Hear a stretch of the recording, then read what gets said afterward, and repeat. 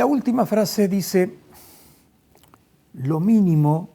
que podamos conocer de las cosas más elevadas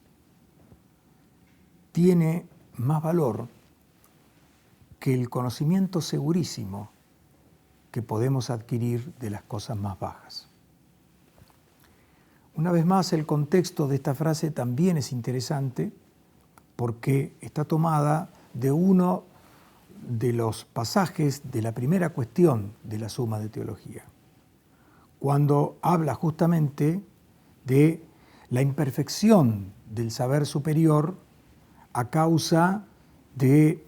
el desborde de misterio que hay en él, que nos deja enmudecidos, porque justamente misterio significa lo que enmudece. Sócrates ya había dicho que el principio de la sabiduría es el reconocimiento de la propia ignorancia. Y Santo Tomás también nos enseña que debemos ser reverentes ante la presencia del misterio y su resplandor avasallante. En este sentido, la docilidad de Santo Tomás confirma mi convicción de que fue el mejor discípulo de San Agustín,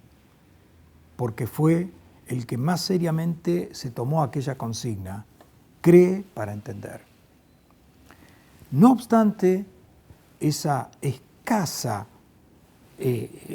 impresión que podemos tener de las cosas superiores,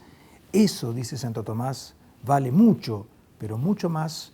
que todo lo que nos puede otorgar el conocimiento más accesible y terrenal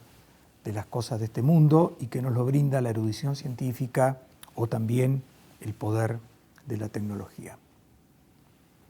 Así que aquí sintetizo todo esto y pienso para mí que Dios cumplió su promesa de recompensar a Tomás con el 100 por 1 en esta vida, cuando le obsequió, poco antes de morir, un bocado del banquete celestial a través de una experiencia de éxtasis, de la que Tomás confesó a sus amigos después que solamente le dejó la impresión de que todo cuanto había escrito no valía más que paja. Y después de haber dicho eso, Santo Tomás